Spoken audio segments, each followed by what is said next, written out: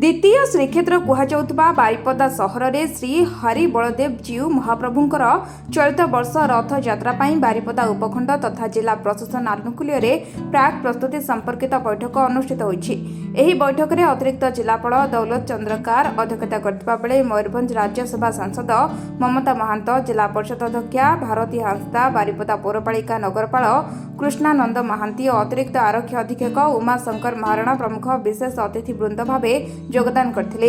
एही बैठक को उपजिलापाल बारिपदा श्री ईश्वर चंद्र नायक परिचालना करथिबा बेले श्री श्री हरि बलदेव जीव महाप्रभुंक मंदिर समस्त सेवायतगण, परीक्षा सेवक, श्री जगन्नाथ संस्कृति गवेषक, श्रद्धालु एवं गणमाध्यम प्रतिनिधि माने योगदान करथिले। पूर्व वर्ष भली चलित वर्ष मध्य हर्षोल्लास महाप्रभुंक स्नान पूर्णिमा ठारू आरंभ करी नीलाद्रि विजय एवं आड़प मंडप दर्शन नीतिकांति शांति श्रृंखला संपन्न हेबा एही बैठकर मुख्य प्रसंग रहितला। महाप्रभुंक निकट में प्रदीप प्रज्वलन सहित यह सभा कार्य आरंभ होता एवं तसहित उपजिलापाल श्री नायक यह बैठक में केउं विभाग केउं कार्य करेंगे एवं रथ यात्रा समय समस्त दायित्व को निखुण भाव में जनसाधारण अवगति और सुविधा निमंते से विषय पुंखानुपुंख भाव में आलोचना कराई समस्त विभागीय अधिकारी को दायित्व आवंटन करथिले। सूचना केन्द्र व्यवस्था, पानीय जल, शांति श्रृंखला बजाय रखा, बड़दाण्ड मरामती, रास्ता वैद्युतीकरण, स्वास्थ्य व्यवस्था, अग्निशम व्यवस्था, ट्राफिक, जानवाहन रक्षणाबेक्षण, अस्थायी दुकान, रथ यात्रा धारा विवरणी एवं अन्य व्यवस्था संपर्क में आलोचना होता। प्रति वर्ष ठारू चलित वर्ष अधिक जन आदरीकृत रथयात्रा प्रशासन चेष्टित एवं महाप्रभुंक समस्त नीतिकांति सुचारू रूपे संपन्न करने बैठक में मत प्रकाश करा। बैठक में मंदिर प्रशासन समस्त कर्मकर्ता उपस्थित रही सूचना मिलता। नहीं जमी प्रत्येक वर्ष रथयात्रा हुए से आज रथयात्रा जिला प्रशासन तरफ प्रस्तुति बैठक होता। जिला पुलिस प्रशासन, देवोत्तर विभाग, समस्त विभागीय अधिकारी माने, साधारण जनता, सांबादिक बंधु माने एवं सेवायत माने समस्त उपस्थित थिले एवं समस्ते आज एथर चलित वर्ष गोटे उल्लेखनीय घटना होची सुभद्रा रथ टाणीबार इथर चलित वर्ष 50 वर्ष पूर्ति पालन करा जिवो सेतिपई ताकु टिके जाकजमक रे पालन करा जिवो सेतिपई स्वतंत्र दृष्टि दवा पई निष्पत्ति हेछि अधिकार रथयात्रा बैठक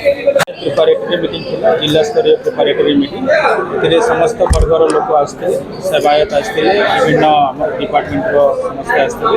बारिपदार बुद्धिजीवी मध्ये एथिरे पार्टिसिपेट करथिले एवं समस्ते निज निज मूल्यबोध मत प्रकाश कले। सबू समस्त हिसाब से केमती रथ यात्रा संपादन हम समस्त को अलग अलग दायित्व भी दिखाई आमर लॉ एंड ऑर्डर केमती भल भाव में हम पुलिस दायित्व नहीं से ड्रिंकिंग वाटर है, फायर सर्विसेस है, आमर जो स्पेस अच्छी स्पेस केमती भल भाव में अलटमेंट करा एवं सेवायत मानकर जहाँ जहाँ भी प्रॉब्लम समस्या रही से केमती समाधान करा मीटिंग डिस्कसन है पदक्षेप निमती आम रथ यात्रा सुरक्षित किसी समस्या रोचे जहाँ जहाँ समस्या से कहते आम जिला प्रशासन तरफ समाधान करने चेष्टा करूँ। आशा करूँ रथ यात्रा समाधान। देखो प्रति वर्ष रथ यात्रा बैठक माननीय जिलापाल अध्यक्षता होता है। आज कौन कारणवशतः तो जिलापाल महाशय भी उपस्थित नथिले किंबा आमर जिला आरक्षी अधीक्षक मैडम भी उपस्थित नथिले तो कौन कारण हुए तो उपस्थित नहीं पारे तथापि आम मनटा टे दुखित रहा कहीं जिलापाल अध्यक्षतार प्रति वर्ष गोटे मीटिंग आम मंदिर मान होता है से यह वर्ष मीटिंग रू जिलापाल वंचित रहा दुखित लगे तथापि मीटिंग आलोचना है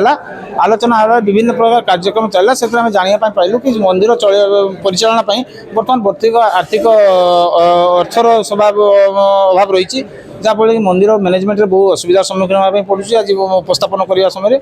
तो आम से आज आप रथ यात्रा समय जो पास जो फोरन पास वीआईपी पास ये पास से आम विरोध कलु आम आज कहलु जदि आमर एठकार स्थानीय विधायक प्रतिनिधि नेता मंत्री जदि आम मंदिर कि प्रशासन कहबार किसी ना ताने कहीं सब आसिक मंदिर ये जगन्नाथ समस्त साधारण जनता विषय आसतु ठाकुर पाखे कौन वीआईपी व्यवस्था न करा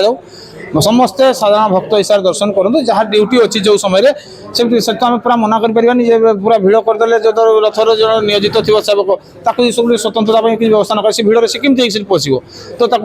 ସେଇ ରକମ ୱେରେ କିଛି ବ୍ୟବସ୍ଥା କରାଯାଉ କିନ୍ତୁ ଏଇ ଇଏକୁ ବନ୍ଦ କରାଯାଉ। ଯେଉଁ ରାଜନୀତି ଦଳର କୁଜି ନେତାମାନେ ବାଇଟ୍ରେ କିନ୍ତୁ ସାମ୍ବାଦିକମାନଙ୍କୁ ସେଠି ଦିଆଯାଉନି। ଦେଖନ୍ତୁ ରାଜନୈତିକ ଦଳ କୁଜନେତା କି ସାମ୍ବାଦିକର କଥା ପଡ଼ିନି କଥା ପଡ଼ିଛି ମହାପ୍ରଭୁଙ୍କ ନିକଟରେ ସମସ୍ତେ ଭକ୍ତ ସମାନ ସେଠି କୌଣସି ରାଜନୈତିକର ମହାପ୍ରଭୁ ପାଖରେ ନାହାନ୍ତି ଯେ ମହାପ୍ରଭୁ ରାଜନୈତିକ ଦଳକୁ ଆଶୀର୍ବାଦ କରିବେ ଆଉ ଆପଣ ସାମ୍ବାଦିକକୁ ଆଶୀର୍ବାଦ କରିବେନି କି ଭାଇ ଜଣେ ପୂଜକକୁ ଆଶୀର୍ବାଦ କରିବେ ସେଟା ନୁହଁ। ମହାପ୍ରଭୁ ଆଗେ ସିଏ ହେଲେ ବିଶ୍ୱାସ ଠାକୁର ତେଣୁ ବିଶ୍ୱାସ ନେଇକି ଯେମିତି ଗୋଟେ ମହାପ୍ରଭୁଙ୍କର ମେସେଜଟା ଗୋଟେ ଯେମିତି ସାରା ସମାଜକୁ ଯେମିତି ଗୋଟେ ଭଲ ମେସେଜ ଯିବ ସେଇ ବ୍ୟବସ୍ଥା କରାଯାଉ କାହାରି ମନରେ ଅସନ୍ତୋଷ ନ କରାଯାଉ ଯେ ଭିଆଇପି କଲଚର ଯଦି କରାହେଉଛି ସମସ୍ତଙ୍କୁ ସେଥିରେ ସାମିଲ କରାଯାଉ ଯେଉଁମାନେ ହେବାର ହକଦାର ଯଦି ନ କରାହେଉଛି କାହାକୁ ନ କରାଯାଉ ପାତରନ୍ତର ନୀତି ନ କରାଯାଉ। ମୟୂରଭଞ୍ଜରୁ ଦିନକୃଷ୍ଣ ପାତ୍ରଙ୍କ ରିପୋର୍ଟ ଶପଥ ନ୍ୟୁଜ୍।